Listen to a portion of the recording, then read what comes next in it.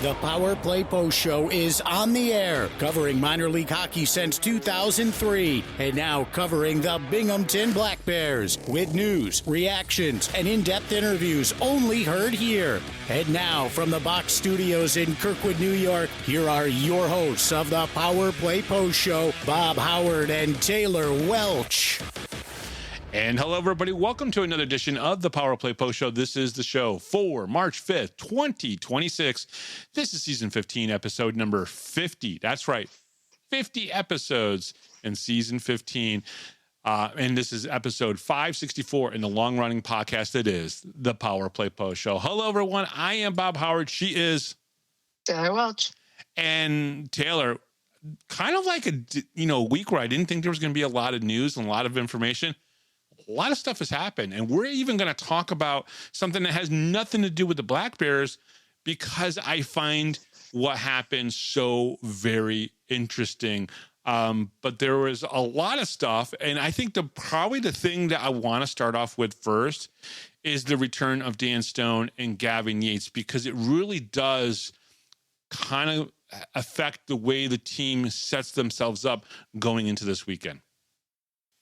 Yeah, it's definitely been an interesting week for sure. You know, it seems like anytime you think that there isn't a lot to talk about, there's always something that's going to happen to make you talk about a lot of things.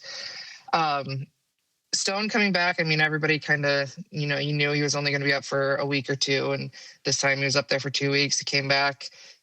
Gavin's come back from his suspension. He's got to be, I think, quiet with his mouth for another week or two. Yeah, until his year would be up. March 9th. It's just a couple more days. He's got to get through this weekend, and we'll be set. Yes. So as long as he doesn't show up at the league offices on the 8th and flip everybody off, we should be okay. We should be okay. Gavin should be okay. I don't know. I still kind of like the idea of Yvonne teaching him some Russian, and maybe he could get away with some stuff sometimes. I think it would be funny. I'm not saying he should do that, but I still think it would be funny. Oh, I'm totally on board. I'll actually pay for those lessons for Gavin to get some, Russian curse words that he could say that the referees wouldn't know about. But yeah, let's get into this real quick. First, Dan Stone returns from the Roanoke Rail Yard Dogs. Stone played 5 games for the Dogs and had 2 assists for the SPHL team. And I'm guessing the P1 visa has been renewed. Gavin Yates returns after 4-game suspension and brings in his 22 goals, 32 assists, and 52 points back to the team, heading into a 2-game weekend series against the Watertown Wolves. And then lastly, the Black Bears released CJ Hapward. Hapward played 1 game, 43 minutes on January 31st versus the Twin City Thunderbirds. I would imagine the Black Bears could be bringing in a college rookie netminder to work with the team, though I don't know officially, but I kind of do know officially, and they are. But I'm going to let them announce who it is that they're going to be bringing in. So there is a goalie that's coming in. I think I told you the information off air, and we'll keep it off air for now and let the Black Bears announce it. But they are bringing in a goalie, potentially 2 college goalies, as they are looking to solidify that position, and seeing that college players don't go against the roster. They can do multiple different things here to kind of get themselves set up. But Taylor, that means that the roster with Zach Sirota being back and Gavin Yates being back and Dan Stone being back, I think it's going to be pretty full for this upcoming weekend, which is really important. It's actually kind of refreshing. I know, last week we were almost panicking because we thought somebody had to go.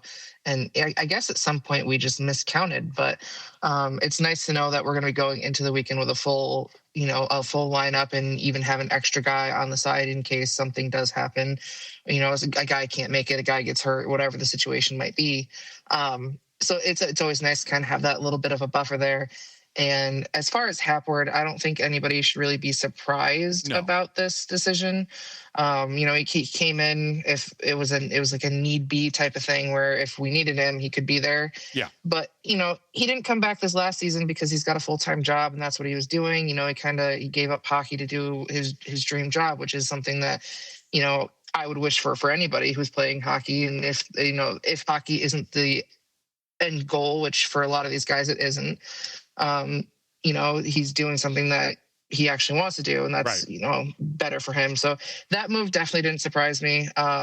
Plus, it's as you just kind of said, it's the college kids are coming in, which again is one of my favorite parts because sometimes the energy that the college kids bring in really kind of ignite the team and kind of make some interesting things happen on the ice. So it'll be kind of cool to see what happens. All right. So right now on offense, we have 11 players. Ivan Bondarenko, CJ Stubbs, Mac Jansen, Garrett Sargis, Tyson Kirkby, Jacob Shankar, the hottest commodity right now for the Binghamton Black Bears, Gavin Yates, Kyle Steffen, Nick Swain, Emerson Emery, and Zach Sirota. Now, we are definitely going to see a combination of those guys in the lineup, and you could potentially see one of those guys sitting out this weekend, at least definitely on Friday, because you're not going to dress 11 forwards. You're going to only dress 10. On defense, they have 7 players: Austin DeRazio, Dan Stone, Jesse Anderson, Scott Ramakers, Dan Weber, Cam Cervoni, and Chicho Lathland. Now, as their netminders, they have 2, Dominic Tomei and Wyatt Freelander, though I do expect the Black Bears to announce a goaltender coming up here in the next day or 2. And then the college rookies are Sam Holy and Tyler Schwindt. Now, neither one of those 2 count towards the 20-man roster, 20 plus 1. If you remember correctly, right now the Black Bears are exactly at 20 players with all of the 11 forwards, 7 defensemen, and 2 netminders that I've mentioned. We are good for the playoffs. We're good for our roster size. I think there was probably some confusion that we were going to have to get rid of people or move somebody. But with Austin Thompson leaving the team, this is set up right now for Brant Sherwood with those guys that you see there, plus whatever college rookies he brings in. I feel like this is and I could definitely be wrong on this, but I feel like this is the earliest where we've kind of had like a set in stone team where there really haven't been a lot of changes or moves made to make sure that it's complete well before the season's. I mean, I say well, but we've got a handful of games left, which we'll talk about later. But I feel like this season has gone pretty smoothly as far as, like the roster moves. And I know there's been like some confusion here and there with some of them, but at the end of the day, everyone, you have to kind of do what not only your coach wants, but what the player wants as well, which is another thing that we'll get into for a different reason. But overall, I feel like Branton knows exactly what he's doing and exactly what he wants to do. And I think that this season's kind of showing that for sure. No, I totally agree with you. So one of the things I want to, kind of set people up for, today's interview is with Jerry D'Amigo. Now, this is an interview that I did back in 2010 with Jerry. October 29th of 2010, I did an interview with Jerry. He was only 6 games into his pro career playing for the Toronto Marlies. Now he's an assistant coach for the Black Bears. He comes in once a week and works with the guys, pulls them aside, gives them, talks to them about certain parts of their games and things of that nature. It's a great relationship that the Binghamton Black Bears have with a local-born guy who made it to the NHL. He played 31 games in the NHL, played the rest of his career in the AHL and over in Europe in the higher leagues. We're going to bring that interview to you so you can hear that. And I know some of the players love to listen to the player interviews, and I think they would probably get a kick out of what Jerry sounded like 6 days into his pro career back in 2010. So I wanted to just kind of preface that, for the fans so they know this is not Jerry of today. This is Jerry 16 years ago.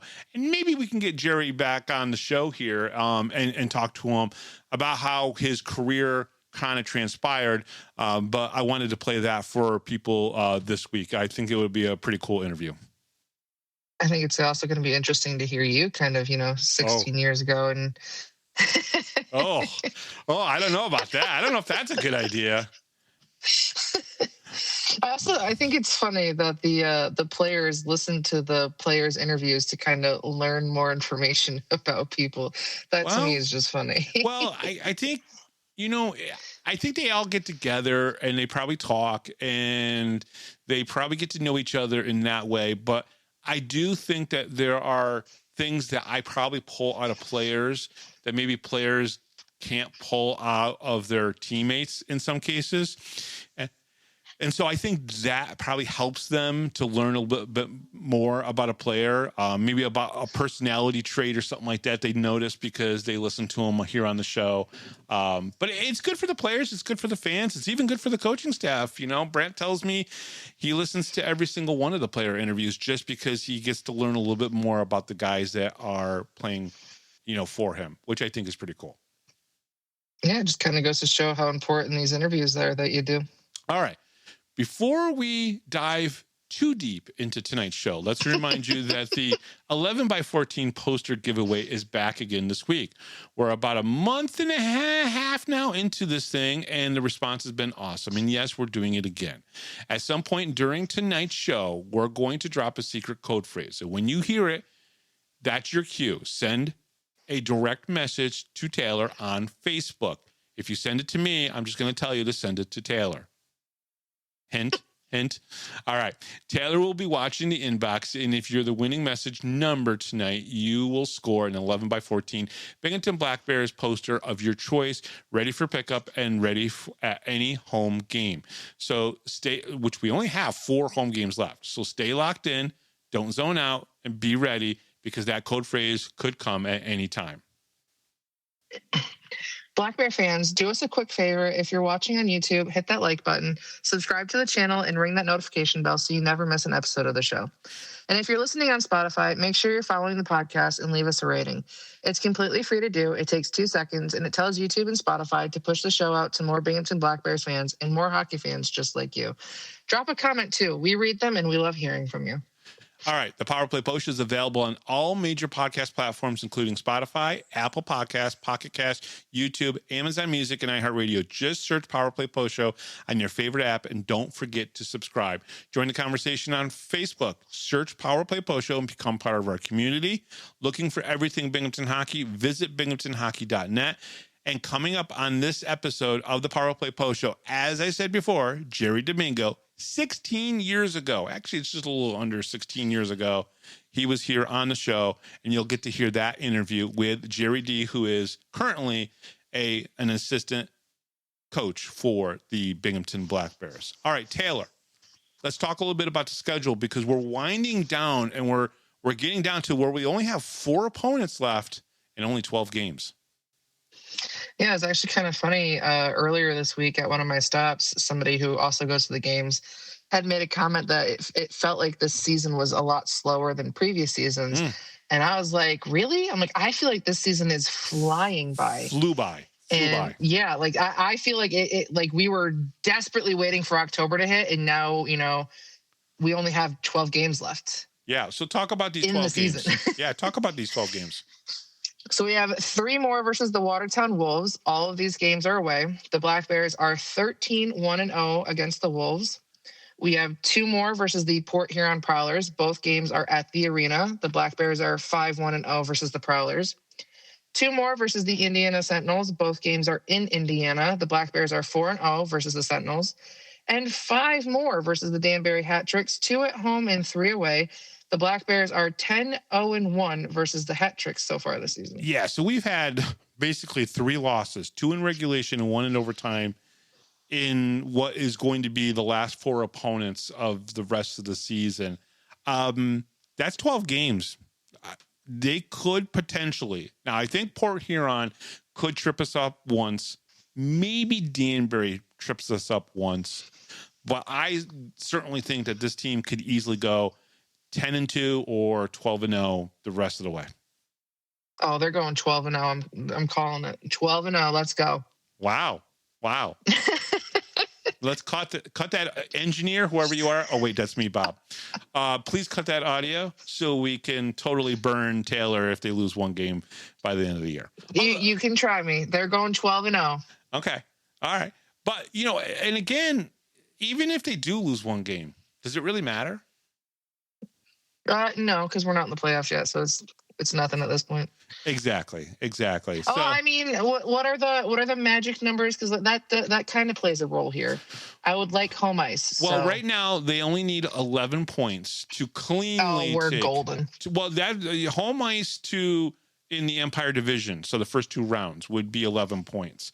29 points is what it's going to take, which we have the potential to get 36. Okay, so if they lose one game, they still have home ice advantage. So, 29 points get you home ice all the way through the playoffs.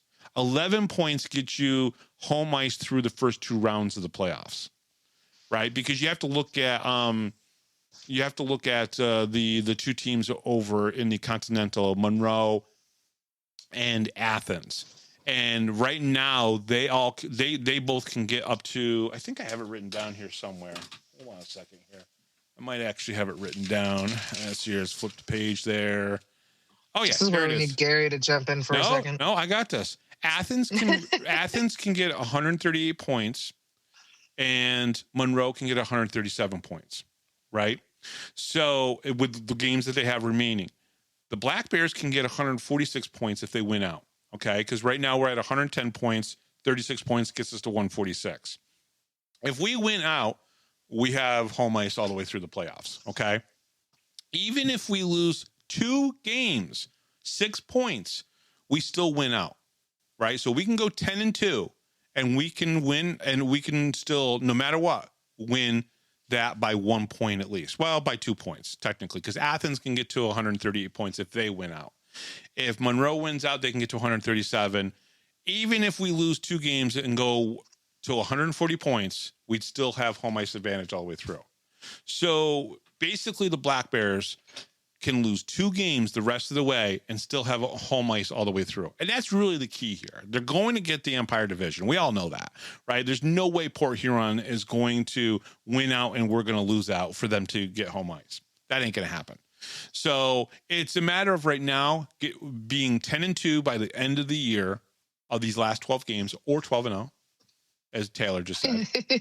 But as long as we win the next 10 games, if we win 10 games, we have home ice all the way through. And I think that's important. Yeah, I like those odds. I'll take those odds. Okay. All right. Let's give our thoughts now, because we're going to have some more college kids coming in, right? Thoughts on Sam Hawley and Taylor Schwindt. Now, Taylor Schwindt came from Elmira College, so right down the road. I believe there's going to be another kid coming in from Elmira College, which is pretty cool, right? It's right down the road. A lot of these kids, Taylor, you have to remember, they're still in school, right? So they're going to be at school. Their hockey career in college might be over with, but they still have a couple more months to finish up school. We chronicled here on the Power Play Post Show Cam Clark finishing school. Now, Holy is a big presence on the blue line, has already dropped the gloves once, has 1 assist and the 1 fight in his, 4 games that he's played now. Taylor Schwindt seemed to fit in perfectly with the team, comes in from Elmira College and has 2 assists in his first game when the Black Bears had no assists in the second game. I thought the really nice thing about Sam Holy, Taylor, and I want to get your thoughts on him first, was he came in, he was a big body. He didn't seem like he got in the way. He didn't seem like he was too noticeable. And the only time you really took really big notice of him was when he got in the fight, right? Because obviously all eyes then went on to your defenseman who was dropping the gloves. I thought, for me, in 4 games, if I'm not noticing him on the ice, it means the defensemen are doing what they're supposed to be doing. Yeah, I definitely don't disagree with that. And, in Watertown, it's kind of, I can only imagine, going into a game like that and, they weren't very long into the game and you're dropping gloves with somebody already. That's got to be kind of intimidating in my opinion. But, yeah, I definitely, I think he kind of got the respect of everybody on the team the second that happened. I mean, we've already talked about, Bondarenko's smile and Tyson, out there cheering his head off during the fight and everything. And just kind of, everybody has talked about that fight. And it wasn't like, the big heavyweight, fights from back then, but it was still enough that, everybody talked about it for, days. Yeah. And so I definitely think he has a strong presence on the ice, and not in the sense of, like you say, like being in the way. Like he's not out there just to fight or just to be like a nuisance type of thing. Like he's actually out there to play defensive hockey. Exactly. And then with Taylor Schwindt, again, he didn't make a lot of mistakes. I didn't notice a lot of mistakes, and he seemed to kind of fit in. And I think whatever teammate had that he was on a line with was able to kind of like ease him into the system, which was good. And of course, in his first game, he had 2 assists, which obviously helps out a lot. Probably kind of breaks the ice for him a little bit, no pun intended. So I thought it was, the right person and probably at the right time to come in. And now there's probably, with the other players coming back, there's no pressure, right? With Gavin coming back, with Zarota probably getting into the lineup this weekend, there's probably no pressure on Taylor. Now he can do what college kids should do, which is play a couple games here, play a game here, play a game here, and then sit and watch during the playoffs, right? Because that's how you also learn. As what they call a black ace. Black ace are the players that don't play during the playoffs. They're there to help the team. They're in practices. They do all that kind of stuff. Now he can do that. He can play 2 or 3 or 4 or 5 games, probably will do so over the next 12, but then he can then sit back and learn. And that's really an important thing. And to Coach's point multiple times on this show, Brant Sherwood has said multiple times, when a college kid comes in, he wants the college kid to get his degree. He wants him to finish school. So playing a limited schedule at the start of your pro career is not a bad thing, because he wants them to get his degree, because their future may not ever be really in hockey, as we talked about CJ Hafford, right? And so it's important for them to get the schooling and then get that degree, then concentrate on hockey. Yeah, it's definitely nice to know that they can kind of have that balance and, be here for the team when is needed, but also, finish out their schooling as they need to as well, which, I mean, we've talked about that before when we brought in Cam Clark. He very much did the back and forth thing. Right. And, every game that he was in, he played his game. He wasn't, there wasn't like distractions on the ice, and I'm sure there isn't distractions when he's in school type of thing. And you keep throwing me off because you keep saying Taylor, and I keep thinking you're talking to me. Oh. Because you keep saying Taylor, and it's Tyler, but it's Tyler. Yes, it's perfectly fine, and I get it, because the amount of times that I have been called Tyler is insane. I don't understand what it is with the Taylor and Tyler situation, but even I've been called Tyler. I couldn't explain why, but I have been. And I really liked him in the Danbury game. My favorite moment was when him and Sargis, they took the face off, and he, like, no hesitation, just jumped right into it. And then, 5 seconds later, they scored a goal. So he very well, like, he fits in just so well. And it's so nice to see, like, these college kids, when they come in, there's no, like, they're not sticking out like a sore thumb. Like, you would have thought that this guy's been on the team all year long and he's played with these guys. And that's just, I don't know if that's, a kudos to these college kids that can come in there here and do that, or if it's a kudos to the team for being able to be, that kind of moldable where, you can work around a guy coming in who hasn't played in a professional, stand or against these types of teams, or if it's just a combination of both. I don't really know, but he definitely seemed like he fit in exactly where he was. Or is there a third thing where Brant Sherwood has scouted and recruited somebody? I don't want to make Brant's head any bigger than it is, right? But I don't even think we could do that. Like, we could probably sit here and explain all the things about Brant, and it probably wouldn't affect him much, to be honest. But what I'm saying here is maybe he knew that this kid was going to come in because he had conversations with him. He saw him in a couple practices where he was like, no, this kid's going to fit in. He's going to be okay. And that's kind of key too, right? And the other thing, I really want to stress this. I don't know how many other coaches will give the player coming in from college the freedom to be able to concentrate more on college than on playing hockey than Brant Sherwood does. I know of a lot of players that have come in, and that was the directive from him to them, which is, I want you to finish school, and then hockey can come right after that. And I think that's important. I think it's definitely important, and it kind of ties into, what we'll be talking about next as far as, like, coaches and understanding their players types of thing. I do want to say that I did write on the Facebook page Tyler, So on there, I got it right. In our outline and what I've said probably on the show here, I got it wrong. So Tyler, if you're listening, my apologies. There's a lot of Taylors, and plus there is if you remember the girl goalie that I had on the show, her name was Taylor, and her last name is very similar to his. So easy for me to screw that up because I am old and senile. Let's remember that. I am old and senile. So, but Taylor, let's talk more about this big trade that just happened, because a lot of people on Facebook have talked about this. Now, this has nothing to do with the Black Bears, but I think there's some interesting things going on in this trade that should be talked about. So why don't you start us off? So the big trade between the Twin City Thunderbirds and Athens Rock Lobsters, where Gus Ford goes to Athens for Kaysen Gallant, Jack Johansson, and Dominic DeMoss. Ford still has to sit for 2 games for his suspension, even though he has been traded. He has been the big number 1 forward for the Thunderbirds the last 5 seasons, scoring 189 goals and 247 assists for 436 points in 241 games played. He was their franchise leader, a lot like Tyson Kirkby is for the Black Bears. This season, in 41 games played, he had 27 goals and 40 assists for 67 points. Now, and the question everyone's asking is why? Yeah, I think we'll get to the why here in a second, but let's think about that for a second.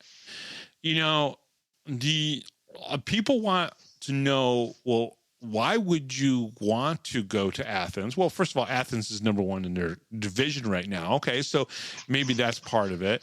The other part of it is, why would Twin City, who you could probably put an image of Gus Ford on any product, any commercial, any marketing for the team, the fans are going to eat it up. Why? Because he is, when I say he's their franchise player, when he's their top star player like Tyson Kirkby is for Binghamton, I mean it for a reason. Like, Tyson's in all the commercials. Tyson this past summer went to all the different businesses with the cup and paraded it around. Why? Because he's been here for 5 years. He's been the face of this franchise outside of Brant Sherwood for the past 5 years. So I just think that it's important. So it's important to understand why he wanted this trade. And I found it very interesting that the Thunderbirds had to probably kind of like get behind this as quickly as possible, or get in front of this as quickly as possible with their fans, because their fans are going to be like, whoa, did we just give up on the season? Yeah, it's definitely been interesting. I've kind of gone back and forth between the 2 fan pages. Well, not the fan pages, the actual Facebook pages for Twin City and for Athens, and just kind of was skimming through the comments. And it's definitely very much back and forth, the well wishes for either side, and then the other ones where they're kind of like, I don't understand.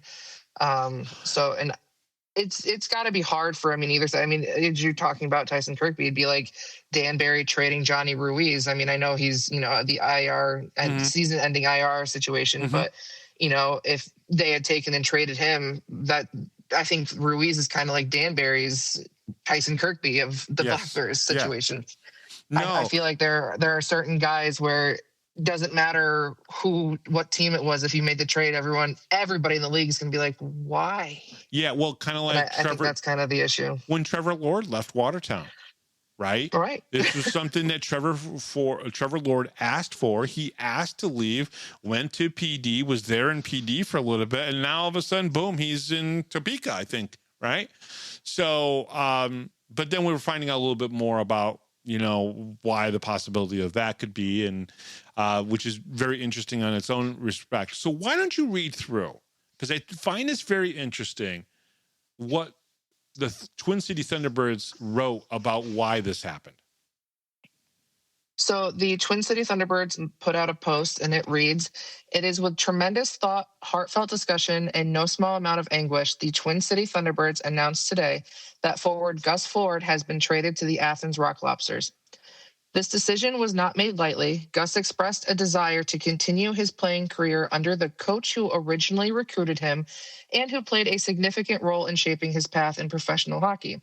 After extensive conversations with Gus and deep internal deliberation, the organization has chosen to honor his request and assist him in his pursuit of this opportunity. We completely understand. Sorry, go ahead. No, I was gonna say this. So this came from Gus, right? So they're saying that Gus requested this, and that he wants to go play for Garrett Rutledge, who was originally in, Winston-Salem when it was the Carolina Thunderbirds, and he wants to play for him because he was a significant role in shaping his path in professional hockey. To me, that right there says some things that I think is very important. Maybe he's looking to retire after this season. I thought maybe he was going to retire last season, but now he's got this opportunity to maybe go play for Garrett Rutledge. That's what they're making this sound like here. But let's continue. We completely understand what Gus means to our fans, our locker room, and our community. He is not only one of the top players in the league, but also a fan favorite whose passion, work ethic, and leadership have defined the Thunderbirds' identity. His contributions on and off the ice have been extraordinary, and his impact on this franchise will never be forgotten. We know this news will be difficult for many of our loyal supporters. It is difficult for us as well. You can keep going. However, part of our responsibility as an organization is to balance respect for our players with long-term health and competitiveness of our team. While temporarily saying goodbye to a player of Gus's caliber is painful, we believe fulfilling his request is the right thing to do for him personally and professionally for our club. In return, we have positioned ourselves to acquire assets that we believe will strengthen our roster and help us continue to build a competitive team for the future. Our commitment to winning to our fans and to bringing home another championship to Winston-Salem remains unwavering. To our fans, thank you for your passion and your support. We share your disappointment, and we do not take your loyalty for granted. Gus Ford will always be a Thunderbird, and we wish him nothing but a success as he begins the next chapter of his career. Now, one of the things that came out about this is that at the end of the season, when the championship is over with and Binghamton's skating around with their third crown, right, which is going to get heavier for sure.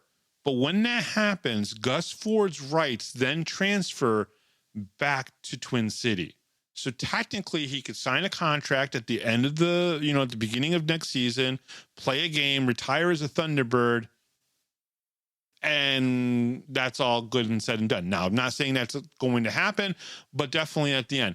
So the only team I think that is taking a risk here is Athens. Okay. I truly believe that they are losing 3 players. And one of them, I was shell shocked when I saw that he was a part of this trade. Okay. And so the Thunderbirds receive Kaysen Gallant, 23 games played. He's got 13 goals, 14 assists, and 27 points. He essentially is similar to Gus Ford in the output that you get from him offensively, and he is good. We've talked about him on the show here before when we've played against Athens. The 4 games that we played against Athens, Kaysen Gallant has been very good in those games. Dominic Dumas, 20 games played, 8 goals, 3 assists for 11 points. And then D-man Jack Johansson, 38 games played, 1 goal, 8 assists, 9 points, but he's got a plus 12 rating. It is interesting that at the end of the season, Gus Ford's rights go back to Twin City. So the only team really taking a risk here, because the Thunderbirds are 10 points out of a playoff spot. So they may not even make it into the playoffs, even with these guys, but they'll have the rights to these guys and Gus Ford's next year. The risk is all on Athens. They are betting on him coming in and them winning a championship. Yeah, that's the part that, we've been talking about this pretty much on and off all day, and it still isn't any less confusing for me on Athens' end. Mm-hmm. I get Ford wanting to go there and, have another run at a championship, as I've seen a bunch of comments. But on the other end of that, the other side of the comments that are like, so we get this guy for a couple months and then he goes right back to Carolina and Exactly. They get nothing in return. Exactly. That's the part that's so confusing to me is they gave up 3 guys. And mind you, and we haven't played, the Thunderbirds and Athens the same amount of times, but Case and Gallant has scored on us. Yes. Ford hasn't. Right. Not this season, anyways. You got to bring that up, right? Because it is something that I have said multiple times in the past, that whenever we play against the Thunderbirds, Gus Ford scores against us. And then I think it was last year's championship game, he didn't. And you No, it wasn't the championship game. It's the game that we talk about all the time, where I'm pretty sure it was 1-0. Oh, okay. And right before the game, you were like, well, it's guaranteed Ford's getting 2 goals on Connor. And then Connor shut them out. And I was like, what was that? What was that about 2 goals? That's fair. So, yeah, that's to this day still my favorite game, probably for that reason. But it's just to shut me up. I see how it is. I see it. But Taylor, I guess the point is, they're renting a player. And I love this. So the first paragraph cracks me up here. So he wants to go play for Garrett Rutledge. No, he and Garrett Rutledge had a conversation. And he said, I really need a guy that's going to put us over the edge. Oh, okay. Well, you know what? I'll come play for you. All right, cool. Right? He's going there to win a championship. He's not going there because the championship that they won wasn't that Columbus had the Ignite Cup. So, I mean, he's going there to win a championship. It's that simple. He's good friends with Garrett Rutledge. Yes, he's a coach that matters to him. I think that's important here. But folks, he's going to win a championship. It'd be like Trevor Lord coming to Binghamton and leaving Watertown. Or again, your example, if Johnny Ruiz got traded to Binghamton and we sent over somebody to Danbury, or 3 people over to Danbury, 2 people over to Danbury, it would be just to win a championship. That's why Johnny would be here. Yeah, I don't disagree. And the part that cracks me up on this end is if you read Carolina's statement, it makes it seem like, this was like both teams talked back and forth kind of about this decision making and, how this was going to go about. But if you read Athens' side of things, they were like, oh, well, if a player of Gus Ford's caliber becomes available, you get him. Yeah. That's what tells me. That's the confusing part to me. No, but that's the thing that tells me exactly what happened here. Garrett Rutledge and Gus Ford were having a conversation, and this is what Coach Harry probably won't like to hear. And Garrett Rutledge was said probably to him, if we had a player of your caliber on this team, we could win a championship. That's what sparked the conversation to have this happen. Then Gus probably went to Harry and said, hey, I'm really thinking about retiring, and I want to go play for Garrett because he was such an important part. That's what this comes down to, is that they had a conversation, and I can guarantee you Rutledge probably said to him, if I had a player like you on this team on my top line, we're winning a championship. Which is crazy because Athens' top line is pretty stacked in my opinion. Right. So maybe he centers the second line, but I don't know. Giving up Case and Gallant, Dominic Dumas, and then Jack Johansson, and then you don't even keep the rights to Gus Ford for next season. Now, if he does retire, okay, fine. But you still gave up 3 players. And what if Monroe beats you in the second round of the playoffs? None of it was worth it. You lost Case and Gallant, who I think if he doesn't go up to the ECHL and stay up there, he's going to be a big-time player for years to come. And now he'll be on the Thunderbirds and not the Athens Rock Lobsters. And what does that say to Case and Gallant, that he's a part of this deal? I don't know. To me, well, I'd be more interested to kind of see what Athens does with their lines. Yeah. Because, Agreed. do you take Garrett Milan out of that top line and put Ford in there? And then does Milan get, feel some type of way about that? Because he's been there the entire season and he's kind of, he's been a huge deal to that team. And then all of a sudden, oh, well, because Rutledge and Ford have a history, now he takes my spot kind of thing. It's an interest. Now, I guess my next line was this a good trade? And how do you answer that? Is this a good if I think if Carolina, or I think if the Thunderbirds make the playoffs, it was a good trade for them. If Athens wins the championship, it was a good trade for them. But if neither one of those two things happen, this was not a good trade. I think if it's what the players wanted, then sure, it's what, because, the players being happy at the end of the day is probably more important than anything else happening, at least in my opinion. So if it's something that the players definitely wanted, like even if like Case and Glant was like, you know what, yeah, you can trade me or whatever. If it's something that benefits the players at the end of the day, I'm fine with it. But outside of that, it makes absolutely no sense to me. All right. It really doesn't. So Athens is number 1 in the Continental Division, 1 point above the Monroe Moccasins, and then Twin City is in 5th in the Continental Division, 10 points behind PD for the last playoff spot. I am going to be interested when the next 6 weeks or 8 weeks are done, however long. We got 6 weeks left in the season.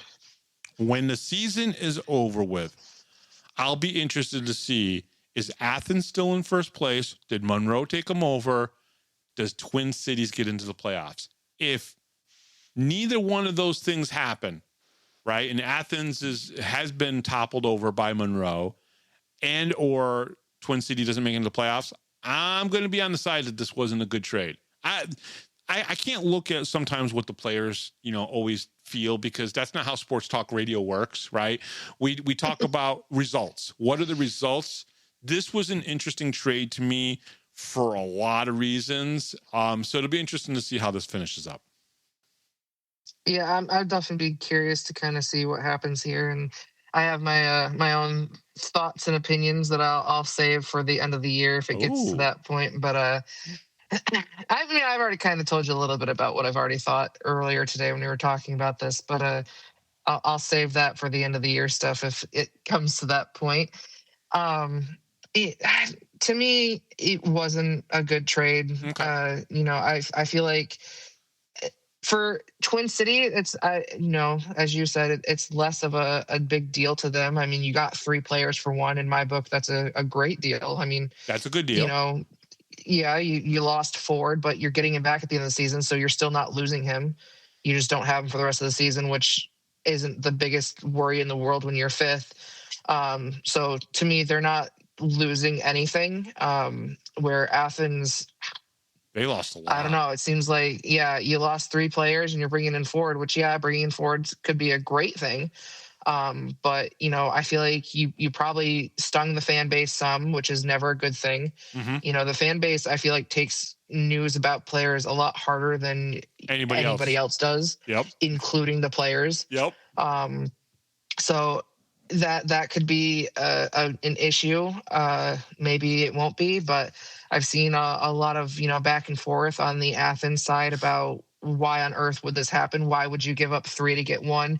Why would you give up 3 to only get 1 for 2 months? It's just, there's a lot of confusion there. And I don't disagree with them. I would probably feel the same way. So on my end, I don't think this is a good trade. Well, but it'll be interesting to see what happens. It's renting a player. You rent a player. This happens all the time in football and in baseball, where, someone will make a trade for somebody who's having a decent season, maybe, possibly, right? But they bring them in knowing that this person is probably not going to sign a contract at the end of the deal to come back to your team. It's called renting a player. And we already know that Gus Ford is either not going to play or his rights are immediately going back to Twin City. That says a lot to me that Athens right now is thinking Gus Ford is the reason why we're going to compete for a championship, not 3 guys. That's the beautiful thing about here. All 3 of those guys have played at least half of the games or more for Athens this year. You just got rid of 3 players that have been a big part of your season for one. It'll be interesting. All right. Coming up next here on the Power Play Post Show, we take you into the archives. That's right. We have archives here. It's dingy. It's scary. I don't go into the archives that often. It's scary, But we take you back to October 29th, 2010. I love it when Taylor laughs in the background while I'm trying to be horribly I was still in serious high here. school. Who would have thought? You were in high school in 2010? Oh, my God. I don't even want to know. Yeah, I graduated in 2015. So you were actually in middle school, right? Middle school, 8th grade? No, I don't have middle school. It was elementary to high school. Okay. Got it. I grew up in a very small town. Well, so did I, but we still had a middle school. All right. I had one of the biggest classes, and we had 80 people in it, and that was one of the biggest at the time. That's funny because I had 60 people graduate from my high school, so much smaller than you, but we still had a middle school. All right.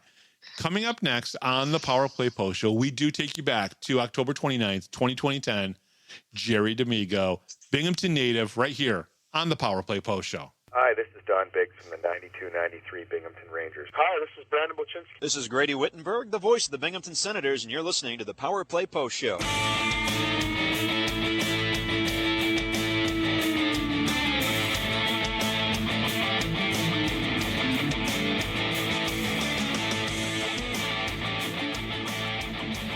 Here is another Power Play Post Show interview exclusive with Bob Howard. And welcome back, everybody, to the Power Play Post Show.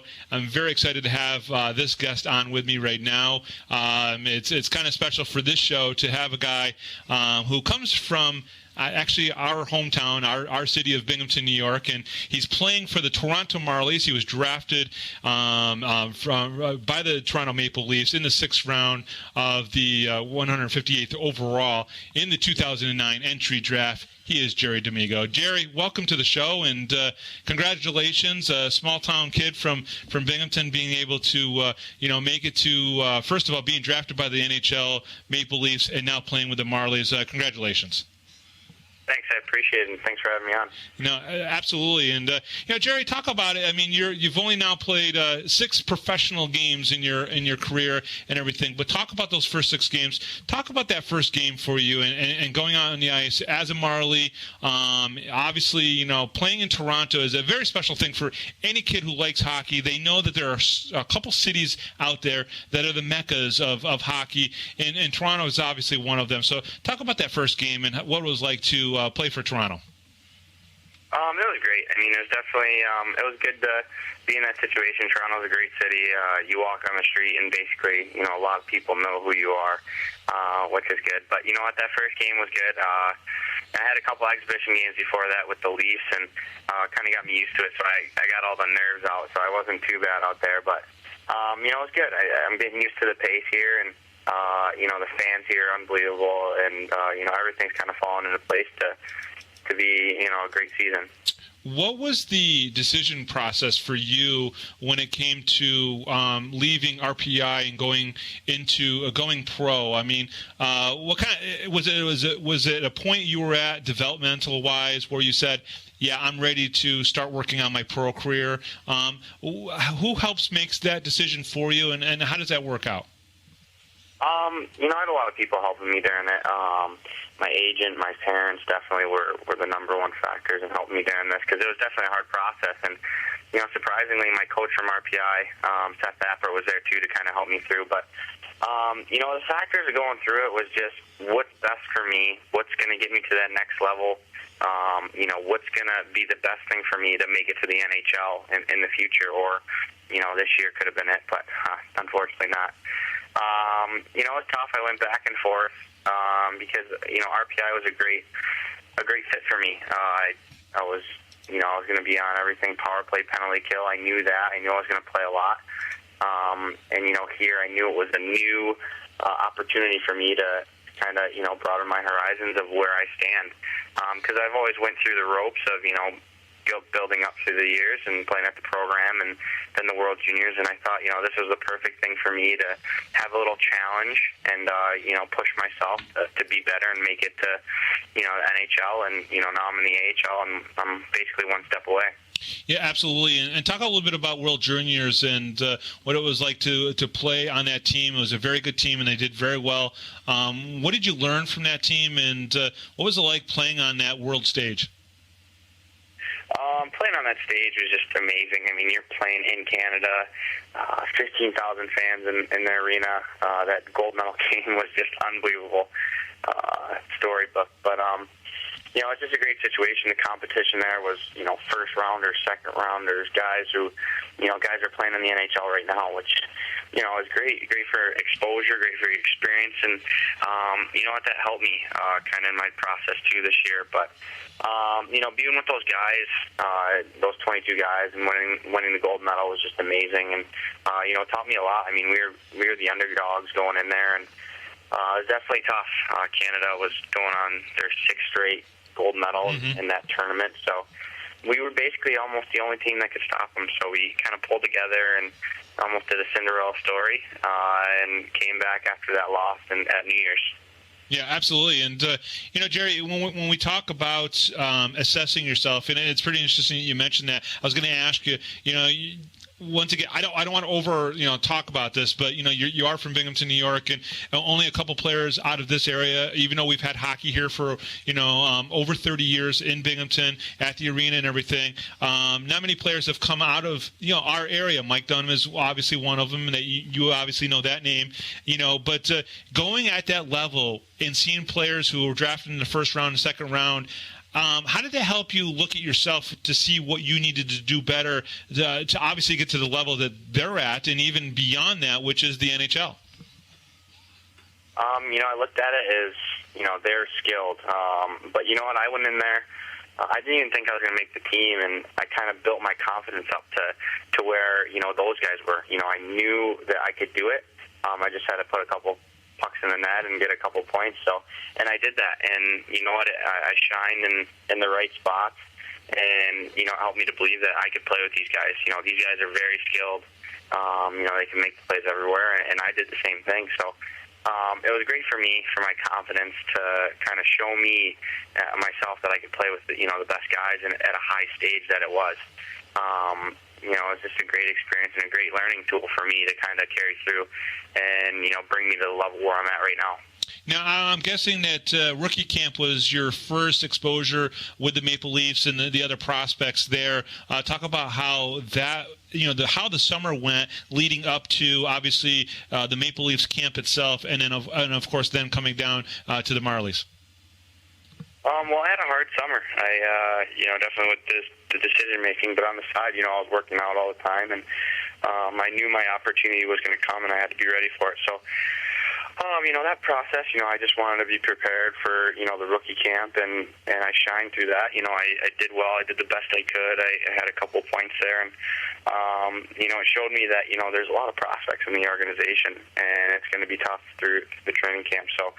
That went well. Played a couple games, against Ottawa and Pittsburgh. So those were definitely, just to get the legs going, get, my breath back, get my skating legs back. But and then came to training camp, which was, a hard thing for me. It was a new situation. I didn't know how to handle the nerves. I mean, you're playing with guys you used to watch growing up. I remember watching Colby Armstrong play. Yep. For Wilkes-Barre against the Binghamton Senators, and I was sitting by him in the locker room talking about it before an exhibition game. It's just great to look back on, but it just goes to show you that you're in the NHL almost. You're so close. So it was definitely a learning thing for me. I tried to work my hardest, but you're playing in front of a sold out crowd in Toronto. And it's pretty hard to get your legs going. So I got good feedback from the coaches after that training camp, and they just said to keep on working hard. You're a professional now, and now I'm in the AHL, and that went well. And I got a lot of help from the coaches, kind of teaching me the way, getting me back in the rhythm that I was during the World Juniors, during my season at RPI, which was good. So. No, absolutely. Now, when you talked to Colby, did you ask him why he had to score that goal in the third overtime game that basically killed that season for us in 04-05? No, I just told him how much the Binghamton fans didn't like him too much. But he's a great guy, and he's the funniest guy. So I hope Binghamton fans can change their view on him. No, Colby is one of those. It's one of those things where, and he's really good friends with Sidney Crosby and everything. And when he got traded away from Pittsburgh, I even said, it's like, how could you trade like Sidney Crosby's best friend? It's like, okay, here we go. We're going to trade. Who are we going to pick to trade? Oh, let's get rid of Sid, the kid's best friend. And it didn't make any sense to me. But then I thought about it. I was like, you know what? Good. He's away, because he really did kill us here and against us. And when Binghamton would play Wilkes-Barre. So it was kind of an interesting move. But see, that's a great thing. Getting to hear that you're talking with some of these players is pretty phenomenal. Coach Inkins, what has he worked with you on so far in this early part of the season, with you being with the Marlies? He worked on showing me the ropes. I mean, it's definitely a different game playing professionally. And he's just kind of working me through the ranks. We had a lot of guys coming in and being sent down after that training camp, and he didn't really know what type of player I was, so I kind of had to show him. And I was playing, third, fourth line, and then he moved me up to second line, power penalty kill, and now I'm on the power play. So he's just helped me build my confidence up, and he's there for everybody to kind of get them through and bring them up to the NHL. He's a great coach. He just tells me to work on my assets and the things that I'm good at. I mean, I'm good with my speed and seeing the play and making plays. So he just tells me to stick to my game and try not to do anything different. And he's the type of coach that you work your butt off for him. He's going to play a lot and give you that opportunity that you want. Now, it's pretty amazing, too, because I don't know if you know, but you're technically right now the youngest player on the Marlies team. And that's got to be something that's very interesting for even you to look at, because they're probably hazing you pretty good right now, aren't they? No, they're not too bad. I mean, I'm definitely, there's a lot of other rookies on this team that are here, so which is good for me. But you know what? It's great. I mean, the guys here are, unbelievably good to me. They're showing me the ropes. They know, the rookies are in a new situation. They're in a new city they don't really know.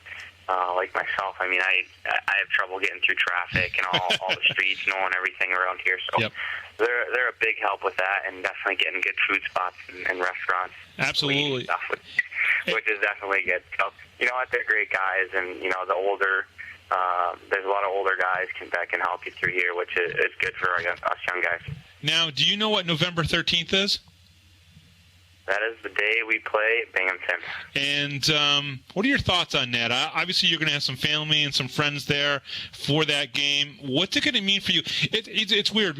I don't think people will truly understand this, except for other players who maybe grew up in a certain town or a certain city, and maybe they're not playing for that team, but they got to go back and play that team for the first time. What's it going to be like for you the first time that you come in and you play on that arena ice as a professional, in front of a lot of friends and family, and even probably some B-Sens fans that are probably going to cheer you just because you're basically family here.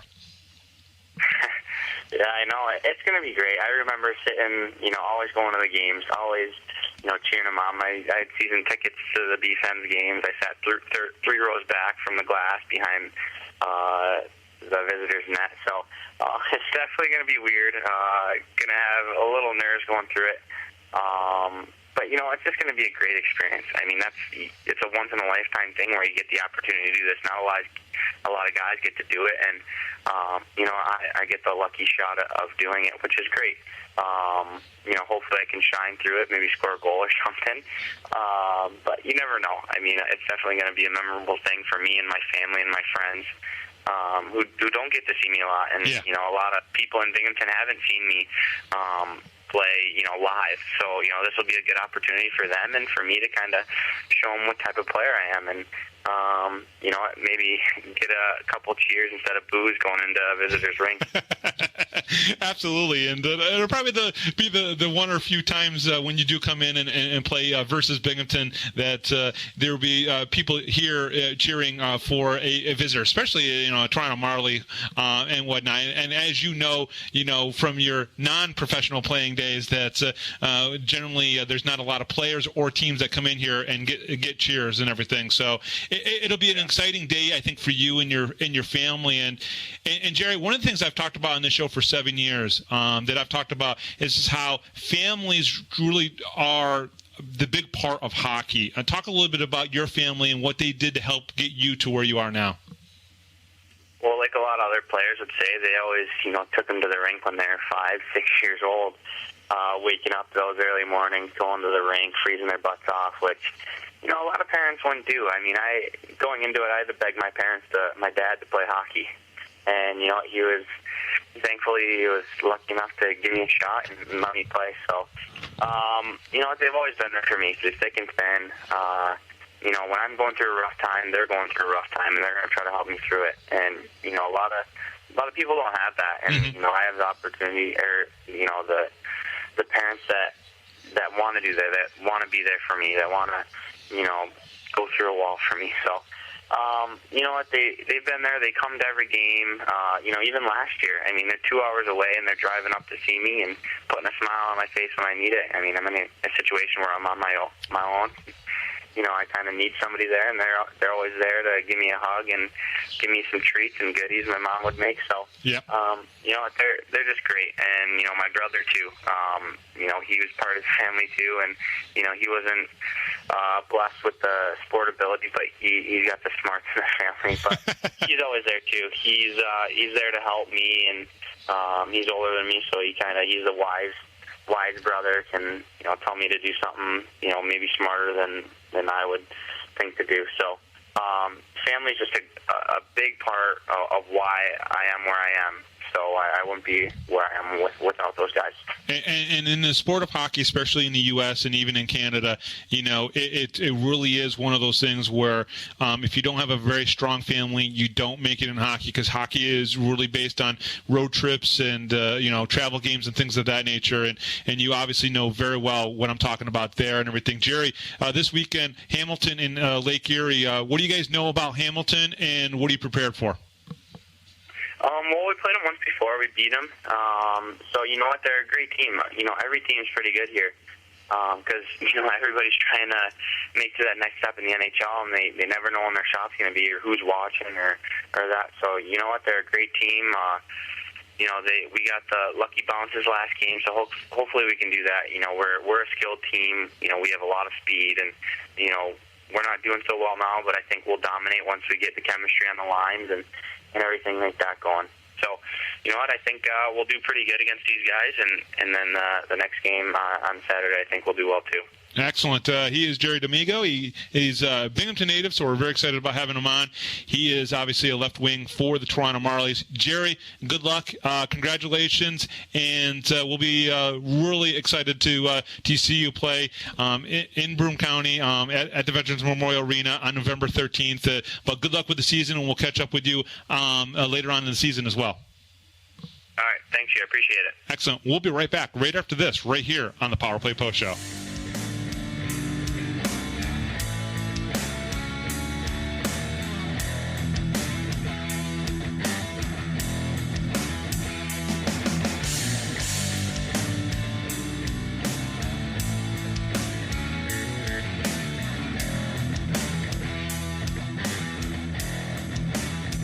If you're a Binghamton hockey fan, then you need to check out binghamtonhockey.net for all your news, stats, information, the Binghamton Hockey Hall of Fame, top 10 lists, profiles, and so much more. That's binghamtonhockey.net. You're listening to the Power Play Post Show. And welcome back, everybody, to the Power Play Post Show. We're back in 2026 now. That was 2010.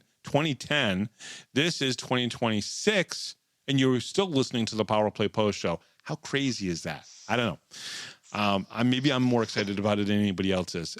Support the Power Play Post Show by subscribing on YouTube. When you subscribe and like episodes, it signals to YouTube that hockey fans are engaging, which helps recommend the show to more viewers. As our community grows, we're able to deliver more interviews, insights, and hockey discussions. Subscribing and liking is the most effective way and completely free way to support the show. Join hockey fans and subscribe on YouTube today. And coming up in just a little bit, we've got another 11 by 14 poster giveaway, which is the favorite part of Taylor's show or the favorite part of the games because she loves giving those posters away to people. And the best news is our code word actually comes from Trish Friedlander. So shout out to her. Oh, Trish is getting involved now. So Miss Friedlander, who has some of the best energy of anybody I've ever met before. If you don't know what I'm talking about, then you have not met Trish Friedlander. She is a ball of energy, and I absolutely love it. She just puts a smile on my face every time she comes over and says hello. And I think you agree on that too, right? Oh, 100%. Every intermission at Watertown, the last time we were up there, I spent talking to her I think the entire intermission. And then the next time that I saw Wyatt, I had told him about it, and he was like, "I'm so sorry." And I was like, I loved it. I loved every second of it. Like, it was so much fun. It really was. Now, I have to ask you, we do have 2 games coming up against Watertown. Will there be a Jeremy and a Taylor visit there? There will be on Saturday. We will not be there Friday because we are actually taking the kids to go see the monster trucks in Scranton, I think it is. Monster trucks are coming to Scranton? I think that's where we're going. So nice. His son likes cars in any shape, way, or form. So that's, he's a boy, typical boy, shocker. Fitting. But my daughter, she has her moments where it has to be pink or a unicorn, and they so happen to have a pink unicorn monster truck. Yes, they do. And it's going to be there. Oh. So he was all excited about it, and he's like, "We should take the kids." And I'm like, "I'm down, but I hope you can control her when she sees that pink truck because she's probably going to try to go get it." Well, so I'm a little worried about that, but it'll be fun. I know that there are times at the monster truck rallies, that's what they call them, right? Where you can go down and take your picture next to the monster trucks. Do you think you guys will be able to do that with the pink one, with the unicorn pink one? I have no idea. I'm sure she would she'd either love it or absolutely hate it. Oh, okay. There are certain things. So like, she's very hard to understand because like stranger danger, it's great for her. She does not like to talk to people that she does not know. Sure. And, I feel bad for Mac Jansen and Jacob Shankar, who, Jacob tried very hard, so hard to get a high five from her, and she was not having it. But if you're dressed as the Grinch or you're dressed as Santa Claus, she wants to hug you and just never leave your side. So we need Jacob Shankar to show up in a Grinch outfit, right? It would work because when they had the Christmas stuff at the arena and you had the Grinch and you had the couple Santas, it was her favorite thing. And to this day, she still talks about it and still talks about how she wants to go back to the arena. And if we're at the arena, all she wants to do is go look for the Grinch. And it's very hard to explain to her that he's not there. Got it. All right. Let's preview Watertown Wolves.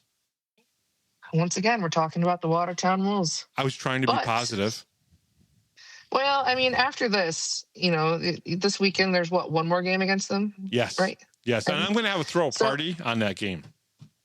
Well, and then we have to face Danbury quite a few more times, which, the Danbury games are more interesting, in my opinion. Yeah.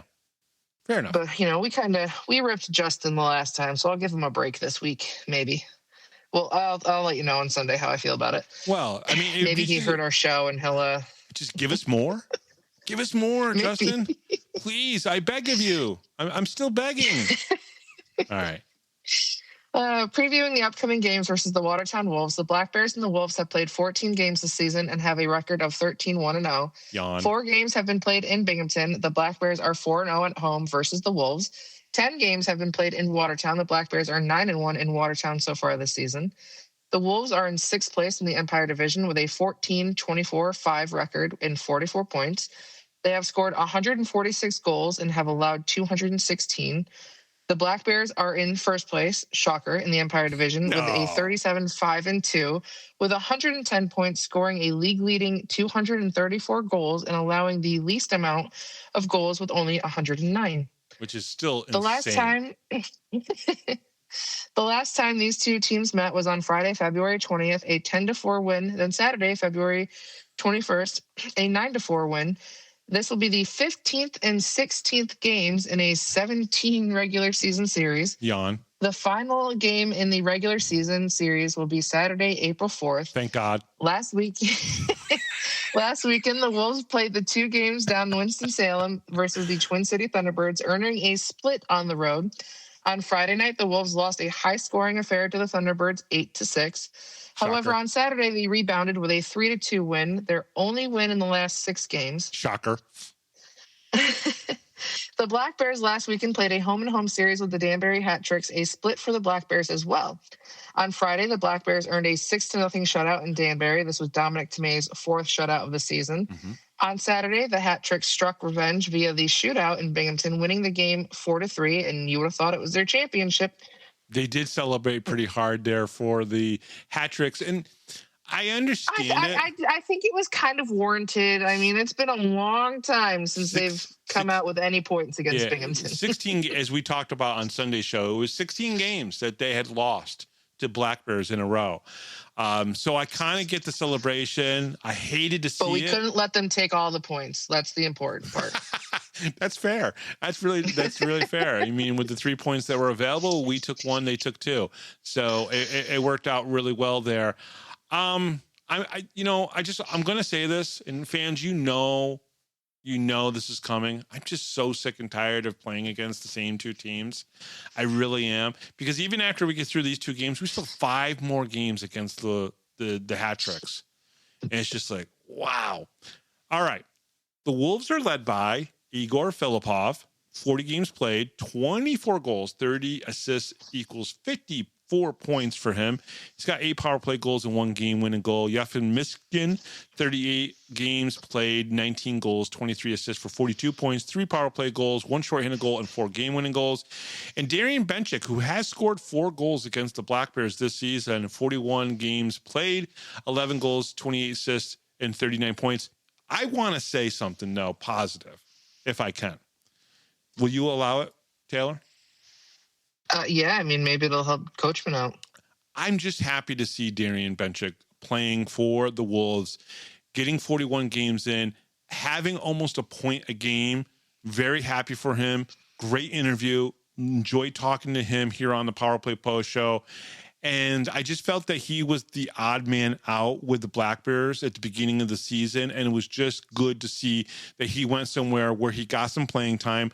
I know there was a conversation between Brant Sherwood and Justin Coachman saying, hey, this is a good kid. Give him some playing time. He's going to produce for you. Now, is he, a top 5 guy in this league? Not yet, but maybe next season he will have that kind of season where he breaks out even a little bit more.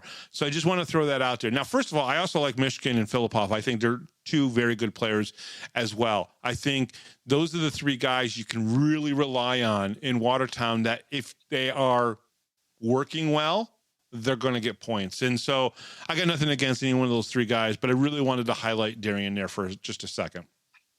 Well, I mean, I think it's interesting to see, previous Black Bear players playing for different teams and just kind of seeing how well they fit in with the other team that they've gone to. Like Nick Suckless, for example. Sure. Oh, absolutely. He's been with Blue Ridge since, for 2 years now. and he seems to really fit in well there, which it's probably a controversial thing with us and, Blue Ridge from that whole mishap that happened.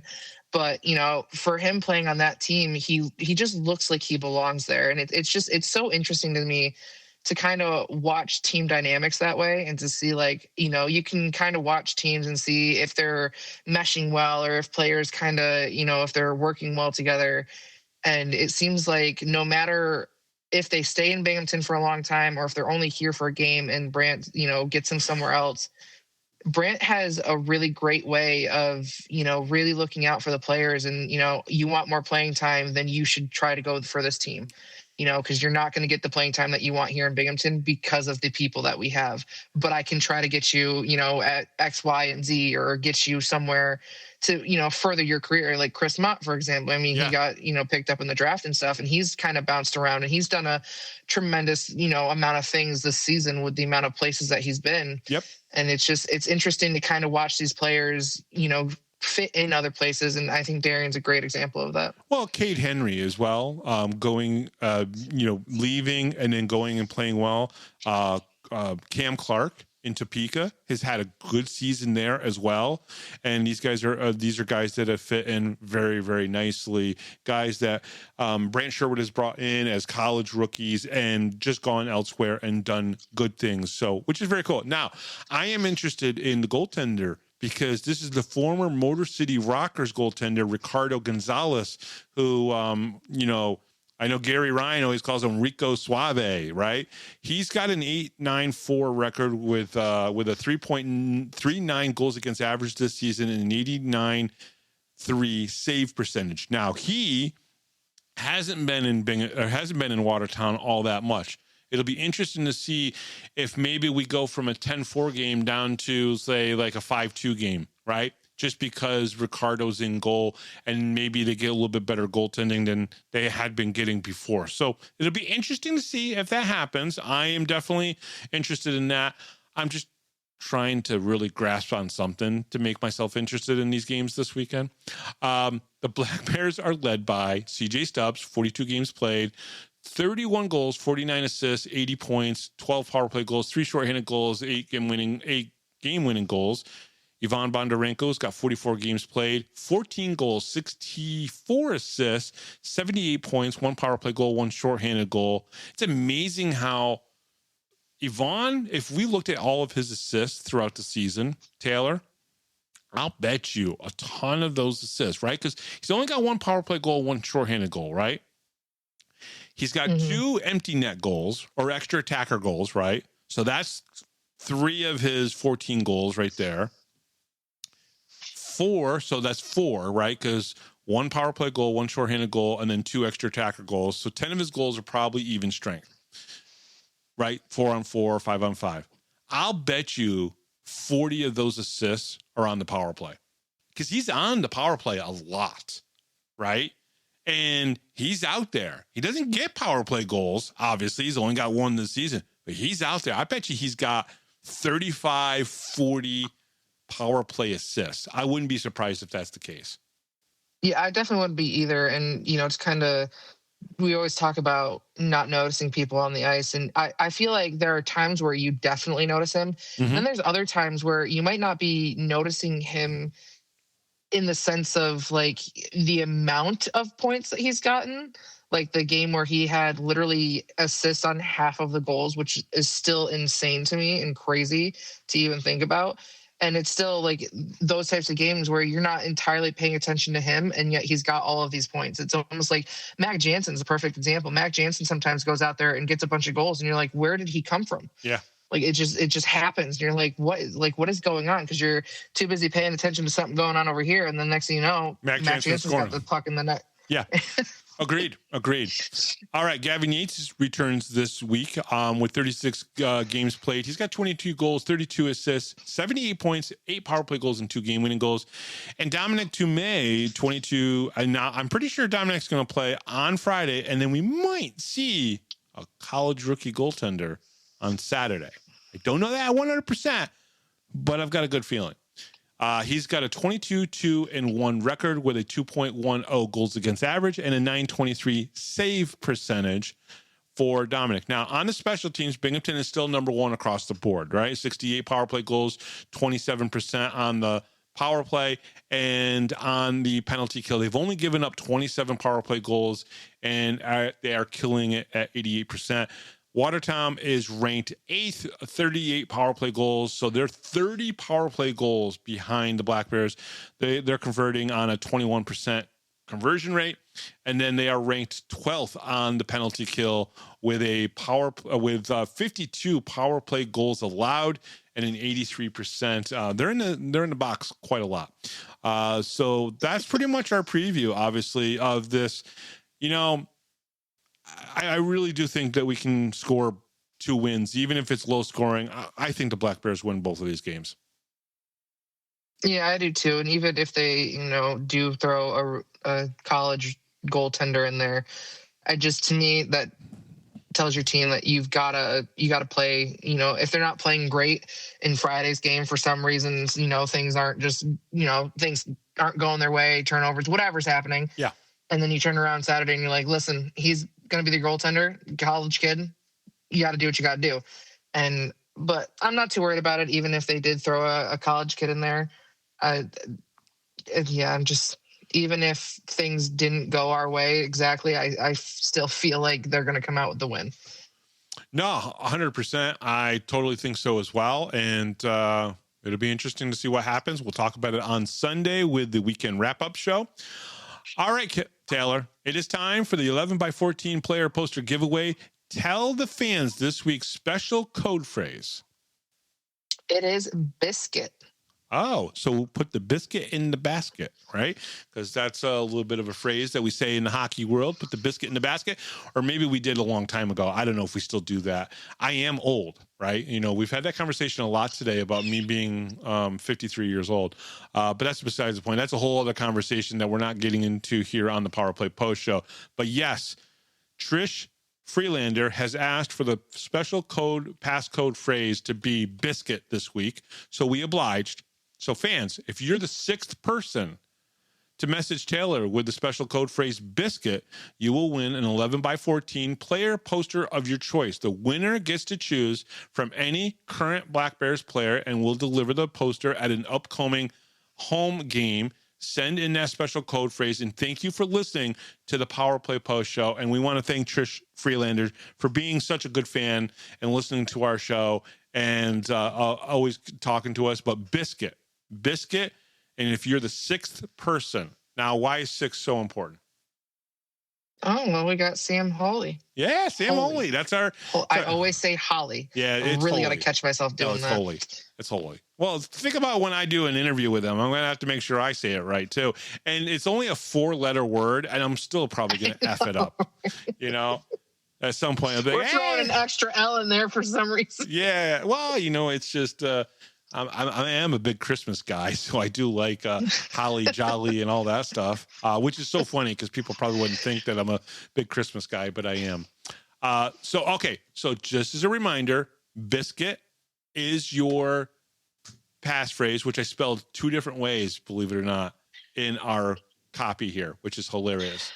If you're the 6th person to send us biscuit, and spelling is okay, don't worry about it if you screw up biscuit. Like I did. I don't even know which one's right now. I think the second one is, or the first one is. Oh. Yeah, it's definitely the first one. Gotta love it. Hey, you're getting an inside, behind the scenes type of thing.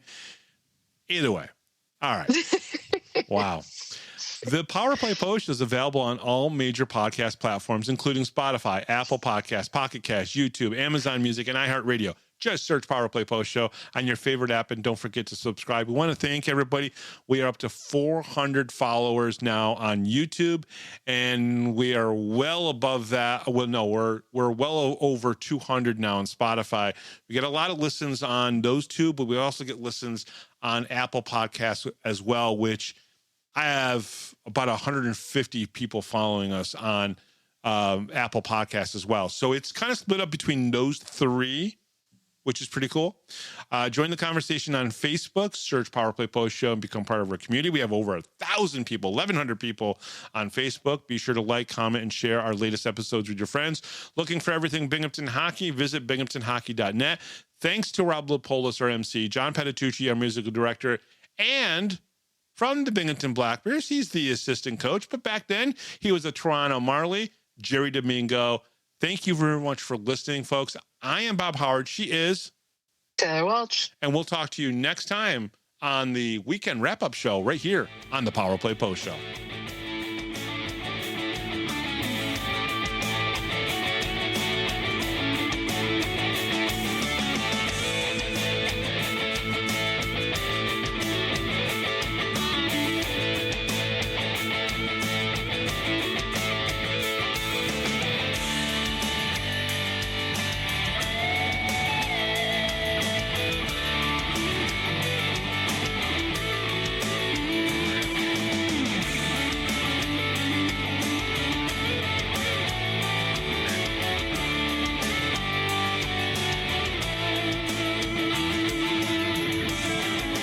Thanks for listening to this edition of the Power Play Post Show. Be sure to tune in next week to the Box Studios Radio Network for all the latest Black Bears news and interviews from around minor league hockey. The Power Play Post Show would like to thank John Patitucci for all the music you hear on the show. You've been listening to the Power Play Post Show.